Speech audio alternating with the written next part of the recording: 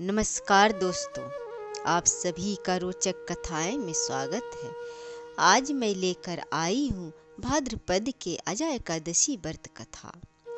इस एकादशी के करने से तीनों लोग सुधर जाते हैं और सभी जन्म मरण के चक्र से छूट जाते हैं। अजा एकादशी का व्रत जरूर करना चाहिए। इस व्रत के करने से सभी पुत्र धन आदि सभी से संपन्न रहते हैं। इस एकादशी का व्रत करने से हजारों वाजपेय यज्ञ के फल प्राप्त होते हैं।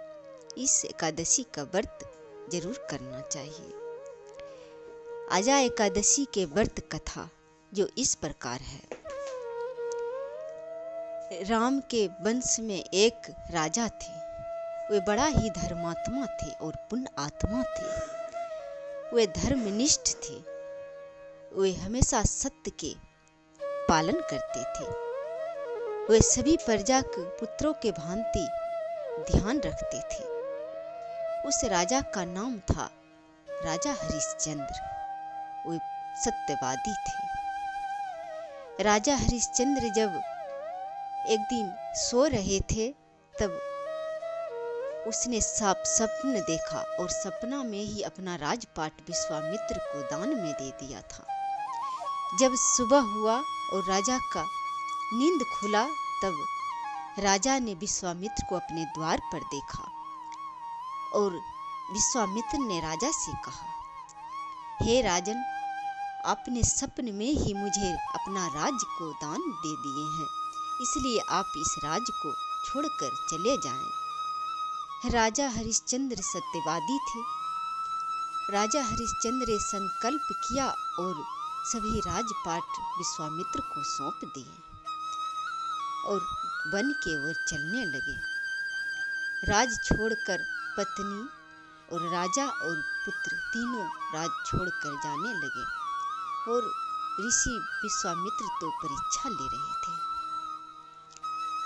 तभी राजा को बहुत जोर का भूख लगा और भूख से व्याकुल था। तभी किसी ने राजा को भोजन दिया था। तभी राजा भोजन करने जैसे ही बैठे वैसे एक भिखारी ने भोजन मांग लिया। तभी राजा हरिश्चंद्र ने भूख से पीड़ित होते हुए उस भोजन को उस भिखारी को दे दिया और फिर राजा चलने लगे। और राजा चलते चलते कुछ दूर गए तभी राजा ने अपनी पत्नी और पुत्र को बेच दिया और खुद भी बिक गए और सोने का मुद्रा मिला वे विश्वामित्र को दे दिया था, क्योंकि सोने का मुद्रा कुछ बाकी रह गया था। इसके कारण पत्नी को बेचना पड़ा और अपने आप को भी बेच लिया था। तभी जो मूल्य मिला वे सब विश्वामित्र को दे दिया। जब राजा चंडाल के यहाँ नौकर बनकर रहने लगा और श्मशान में कफन लेने का काम करता था। जब राजा हरिश्चंद्र एक दिन बड़ा चिंतित थे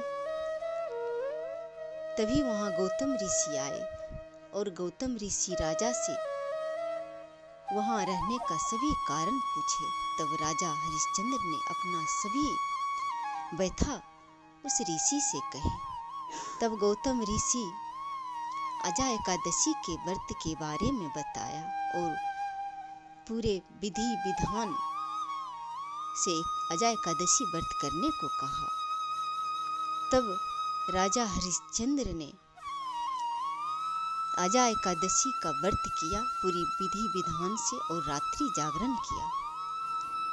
राजा हरिश्चंद्र के पुत्र का मृत्यु हो चुका था, लेकिन राजा हरिश्चंद्र बिना कफन लिए अपना पुत्र को जलाने नहीं दिया था और उसकी पत्नी भी वहीं थी, वे भी दुखी थी।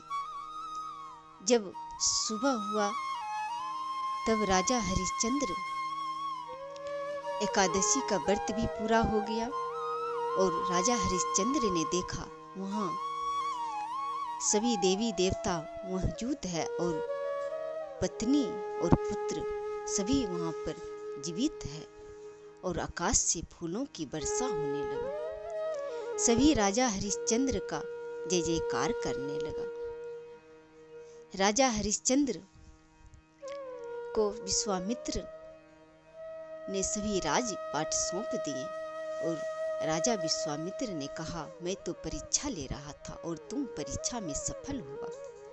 ऐसा कहकर ऋषि विश्वामित्र सभी राजा को सौंप दिया।